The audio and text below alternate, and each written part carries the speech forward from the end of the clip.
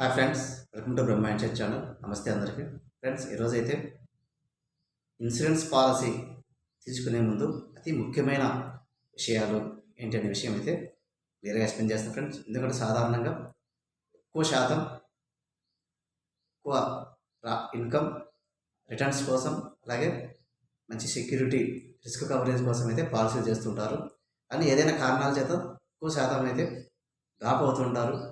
So అలా drop కాకుండా మన మనీ లాస్ కాకుండా ఉండాలి అంటే మనం ఎటువంటి విషయాలు తెలుసుకోవాలి పాలసీ తీసుకునే ముందు అనే విషయం అయితే మీకు క్లియర్గా ఎక్స్ప్లెయిన్ చేస్తాను ఫ్రెండ్స్.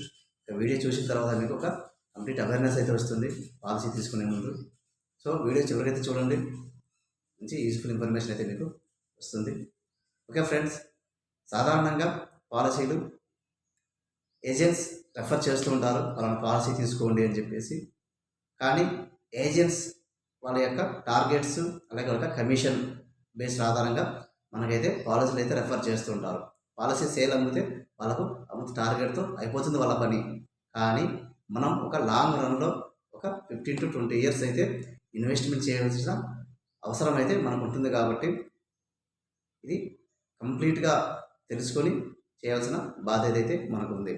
సో అందులో ప్రధానంగా పాలసీ మనకి మంచి రిటర్న్స్తో కూడుకున్న రిస్క్ కవరేజ్ ఉన్న ఎండోమెంట్ పాలసీనా, లేకపోతే అధిక రిస్క్ కవరేజీ ₹1,00,00,000 రిస్క్ కవరేజ్ ఉన్న టర్మ్ పాలసీనా, లేకపోతే హెల్త్ సంబంధించి ఫ్యామిలీకి హెల్త్ పాలసీనా, ఇలా మనకు ఏది అవసరమో దానికి సంబంధించి మాత్రమే మనం పాలసీ తీసుకోవాలి ఫ్రెండ్స్.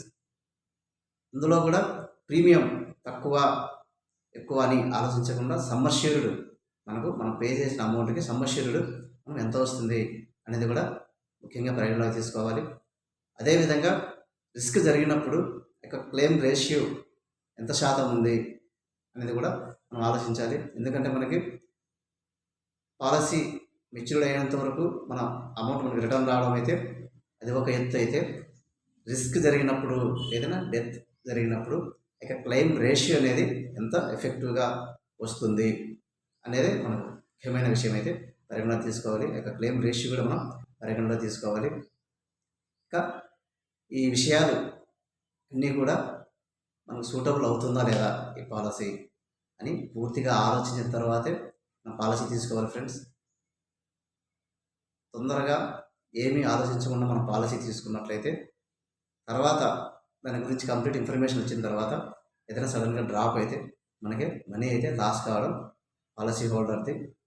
కాబట్టి ప్రతిదీ కూడా పాలసీ తీసుకునే ముందు 1-2 సార్లు బాండ్లోని ప్రతి టర్మ్స్ అండ్ కండిషన్స్ కూడా పూర్తిగా తెలుసుకున్న తర్వాతనే ఆ పాలసీ అయితే తీసుకోవాలి ఫ్రెండ్స్. ఇది పాలసీ గురించి కంప్లీట్ ఇన్ఫర్మేషన్. వీడియో నచ్చితే లైక్ చేయండి, అలాగే మీ ఫ్రెండ్స్ అండ్ ఫ్యామిలీకి షేర్ చేయండి ఫ్రెండ్స్. అలాగే మరిన్ని అప్డేట్ వీడియోస్ కావాలనుకుంటే సబ్స్క్రైబ్ చేసుకుని మన channel. Thank you friends, thank you for watching.